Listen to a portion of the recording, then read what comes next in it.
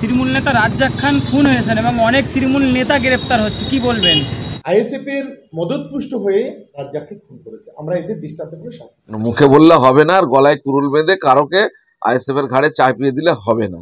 আজারউদ্দিন খান ISF থেকে এসে আজকের আমাদের দলে এক এক করে পুরাতন লোকগুলো সব মেরে দিচ্ছে। প্রথমে যেটা আমরা জানতে পারছি যে এটা গোষ্ঠীদ্বন্দ্ব হয়েছে।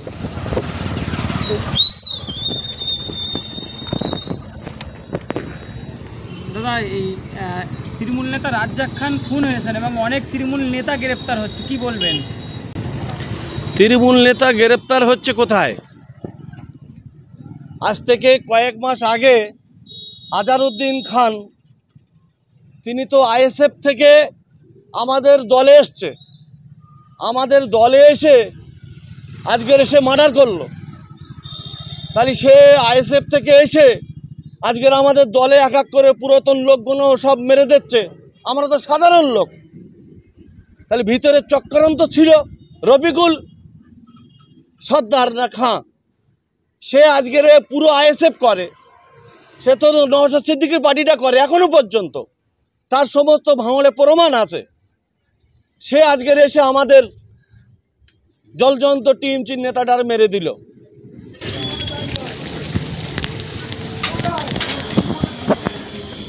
তৃণমূল নেতা রাজ্জাক খান খুন হয়েছে, আবার তৃণমূল নেতারাই গ্রেপ্তার, কি বলবেন? হ্যাঁ, আমরা তো শুনছি এটাই যে তৃণমূলের মধ্যে এটা খুন খারাপ হয়েছে, কিন্তু এখন দেখতে পাচ্ছি তো এটা উল্টো।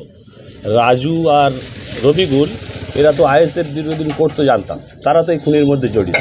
এটা কি আমার মনে হয় হয়তো তা আইএসএফ এরা তৃণমূলের করার জন্য চাপাচ্ছে, এটা হতে পারে এরকম কিছু। কারা করেছে বলে মনে করছে? এইটা এখন তো প্রথমে যেটা আমরা জানতে পারছি যে এটা গোষ্ঠীদ্বন্দ্ব হয়েছে, কিন্তু এখন তো দেখতে পাচ্ছি যেটা খবরে পাওয়া যাচ্ছে এই রাজা আর রফিকুল এরা তো আইএসএফ করতে, তারা আমি জানতাম।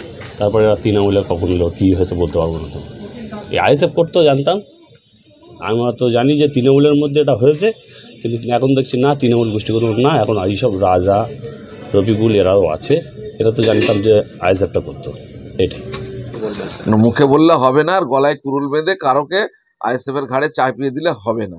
এই রফিকুল খান সে ধরা পড়েছে গত রাত্রে আপনার হাসনাবাদ থেকে, আমাদের কাছে যা খবর আছে। কিন্তু এই সম্পর্কে অনেকেই জানতে চাইছে, আমি খোঁজ খবর নিয়ে দেখলাম সেই এলাকাতে যারা আমাদের পক্ষে আইএসএফ করে তাদেরকে আমি খোঁজ নিতে বললাম, যেহেতু আমাদের কাছে তথ্য নেই। সে যেহেতু আমাদের দলের কোনো প্রোগ্রাম বা কোনো জায়গা আমরা তাকে দেখিনি, তো জানতে পারছি সে দূর দূরান্ত আইএসএফ এর সঙ্গে তার কোনো সম্পর্ক নেই। সে কোনোদিন আইএসএফ এ ভোটও দেয়নি, আইএসএফ এর সমর্থন করে মিটিং মিছিলে কোনোদিনই আসেনি। কিন্তু যেটা জানতে পারছি সেটা হলো কাঙাল বলে যে ভদ্রলোক ধরা পড়েছে, সেই ভদ্রলোকের ছায়াসঙ্গী হিসেবে সে কাজ করতো, থাকতো, এবং তার সঙ্গে তার সম্পর্ক এবং তৃণমূলের মিটিং মিছিল এবং তৃণমূলের নেতাদের সঙ্গে তার ওঠা বসা ছিল।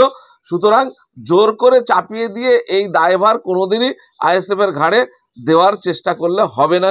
এই কেসে যারা প্রকৃত আসামি তারা একে একে ধরা পড়ছে, তারা সবাই তৃণমূলের হয় নেতা, নয় কর্মী, নয় কোনো উচ্চ স্তরের নেতৃত্ব।